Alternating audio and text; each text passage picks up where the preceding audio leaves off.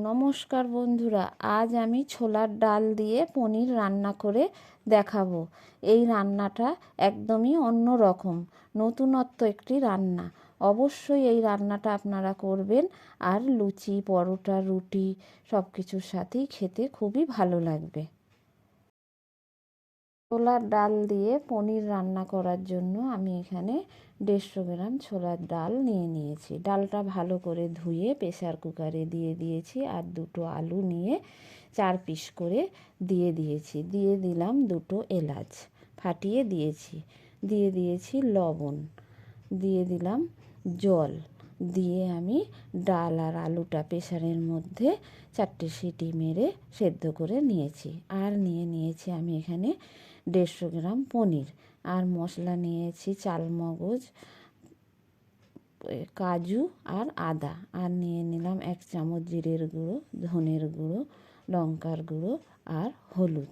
দিয়ে আমি অল্প জল দিয়ে মশলাটা ভালো করে চামচ দিয়ে গুলিয়ে নিয়ে রেখে দেব। কড়াইয়ে সাদা তেল দিয়ে দিলাম। দিয়ে তেলটা ভালো করে গরম করে নিতে হবে। নিয়ে পনিরগুলো দিয়ে দেবো। দিয়ে পনিরটা আমি হালকা করে ভেজে নেব। এপিট ওপিট নেড়ে চেড়ে নিয়েই আমি নামিয়ে নেব। পনির খুব বেশি ভাজবো না, ভাজলে ডালের মধ্যে দিলে টেস্ট হবে না আর ভালোও লাগবে না খেতে। হালকা করে ভেজে নিয়েছি। ভেজে আমি নামিয়ে নিয়ে পনিরটা আমি গরম জলের মধ্যে ভিজিয়ে রেখে দেব, যাতে পনিরটা খুব সফট হয়। জল দিয়ে ভিজিয়ে রেখে দিয়েছি। এদিকে আমার ডালও সেদ্ধ হয়ে গেছে, আর আলুটাও সেদ্ধ হয়ে গেছে। আলুটা আমি চামচে করে তুলে নিচ্ছি আলাদাভাবে। তুলে নিয়ে আমি ডাল ঘোটার কাঁটা দিয়ে আমি একটু ম্যাশ করে নিয়েছি, নিয়ে রেখে দিয়েছি।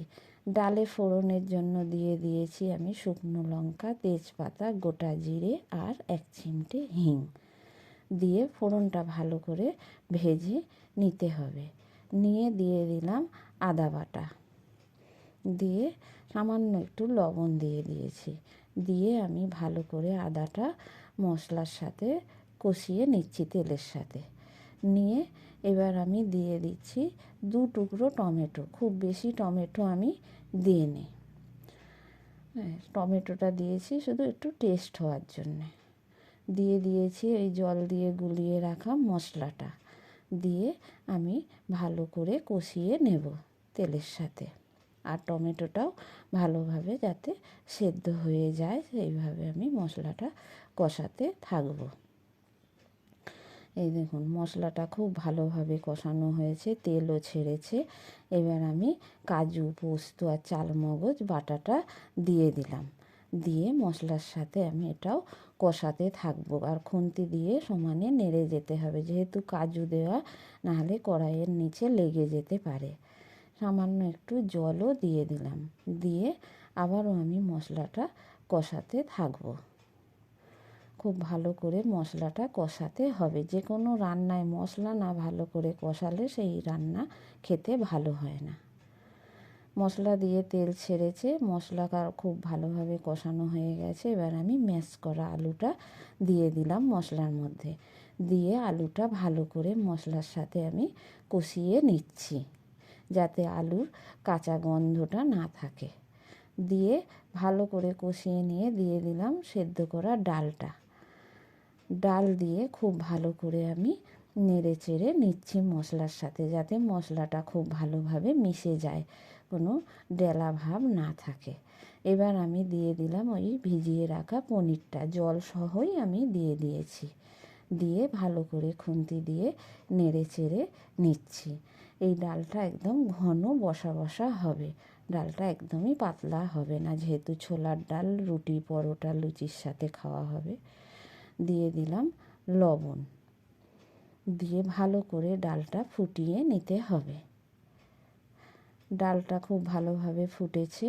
এবার আমি দিয়ে দিলাম একটু মিষ্টি। ছোলার ডালে আমি একটু মিষ্টি দিই, মিষ্টি না দিলে ভালো লাগে না ছোলার ডাল খেতে। এবার নামানোর আগে দিয়ে দিয়েছি গরম মশলা। দিয়ে আমি ডাল নামিয়ে নিয়েছি। এই দেখুন লুচি পরোটা সব কিছুর সাথে এই ডালটা খুবই ভালো লাগে খেতে।